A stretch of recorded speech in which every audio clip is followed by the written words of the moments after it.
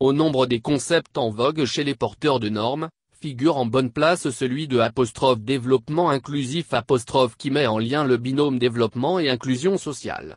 Il y a une telle obstination à ce propos que, dans les pays en développement notamment, un véritable procès en sorcellerie est fait, dirait-on, aux décideurs publics. Il leur est reproché de se contenter de faire du chiffre à travers la croissance économique dont ils s'enorgueillissent, sans se soucier de son partage équitable sur le plan national. Le président Talon se démarque à ce propos et invite ainsi à faire un aggiornamento, une remise en cause de la dite norme. Le Bénin du président Patrice Talon n'échappe pas au procès sur développement inclusif. Au détour de l'interview qu'il a accordée récemment à 2 médias français, ces intervieweurs n'ont pu résister à l'envie d'y aller de leur tacle à propos de cette norme dont, semble-t-il, tout le monde doit faire sa religion. Ce à quoi répondant, passablement agacé par la tournure de la question, le chef de l'État béninois n'y est pas allé de main morte. Dans quel pays au monde avez-vous vu la croissance profiter à tout le monde à la fois? Lance-t-il à ses vis-à-vis. Et d'enchaîner, nous sommes dans un pays libéral donc chacun gagnera en fonction des efforts qu'il a fournis. C'est normal que les prouesses enregistrées en si peu de temps ne puissent pas impacter pareillement tout le monde, plaide-t-il, quand bien même la croissance affiche de bons chiffres, comme l'a affirmé le journaliste en face de lui. Il s'avère que 1% des plus riches de la population mondiale possèdent environ 40% des richesses mondiales, alors que la moitié la plus pauvre n'en possède pas plus de 1%, selon les chiffres de l'OCDE. Que faire dans une telle condition, pour marquer l'inclusion en question? Vaste programme. Une préoccupation obsessionnelle? En effet, les inégalités sont devenues un sujet de préoccupation majeur en économie politique du développement, depuis le sommet mondial pour le développement social, tenu en 1995 à Copenhague, avec en pointe la problématique d'un développement économique et social inclusif indiqué comme un défi politique de premier plan. Aussi, en filigrane, la question formulée au cours de cette interview revenait à savoir si la croissance économique enregistrée au Bénin, ces dernières années, est saluée par les agences de notation et celles onusiennes comme la Banque mondiale ou le FMI, a permis de générer un agenda cohérent de réduction de la pauvreté.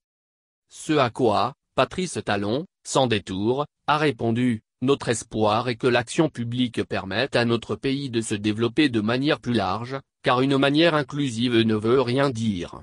L'eau et l'électricité impactent tout le monde. D'ailleurs dans 2 ans, tous les Béninois auront accès à l'eau potable et à l'électricité dans 2 ans et demi. Nous faisons l'effort de faire un développement équilibré si vous êtes informé de ce qui se passe dans le pays. C'est une manière de faire profiter tous les Béninois de nos performances collectives, soutient l'homme du Nouveau Départ qui vient de renouveler son bail pour le palais de la Marina. L'ADN du PAG Bénin révélé. Et en cela, il a raison, car le programme d'action du gouvernement qu'il a inspiré et porté en 5 ans a eu pour ADN les objectifs de développement durable, et jamais comme par le passé. Il lui est par conséquent aisé de soutenir que la croissance générée par son action à la tête du gouvernement répond aux défis relatifs aux inégalités criantes, aux faillites et aux barrières institutionnelles et aux vulnérabilités personnelles. Tableau de bord frôlant l'électrocardiogramme plat dont il avait hérité. Et par conséquent, la croissance économique qui a découlé de son action ne peut être qu'inclusive, de par les réalisations qui impactent tous les Béninois, du nord au sud, de l'est à l'ouest, ne serait-ce que par le projet asphaltage, le programme d'adduction d'eau qui a atteint des régions comme Dassa ou Savé où on disait qu'il était quasi impossible d'apporter l'eau potable.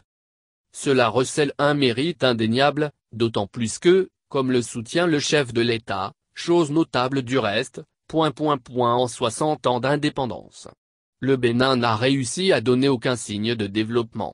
Mieux encore, à sa décharge, moins de la moitié des Béninois avaient accès à l'eau potable en 2016 lorsqu'il accédait à la fonction présidentielle. Le Bénin ne connaît d'électricité que par épisode et encore quelle qualité d'électricité, apprécie-t-il, avant d'ajouter que des routes et des pistes le peu réalisé en 60 ans est mal fait. C'est une catastrophe. La santé, c'est pareil, relève-t-il. Au-delà des normes et concepts. Dans un tel contexte, et c'est en cela que la norme de développement inclusif pêche, On ne saurait juger pertinemment de l'inclusion sociale dans un pays comme le Bénin en fonction de sa seule croissance économique. Et à Patrice Talon de rappeler, à raison une fois encore, que nous avons atteint un niveau de démocratie admirable selon ceux qui nous observent, mais catastrophique selon les constats de développement qu'on peut faire au Bénin. La nécessité de lever les verrous de la pauvreté voire de l'inégalité par de la croissance économique est certes justifiée.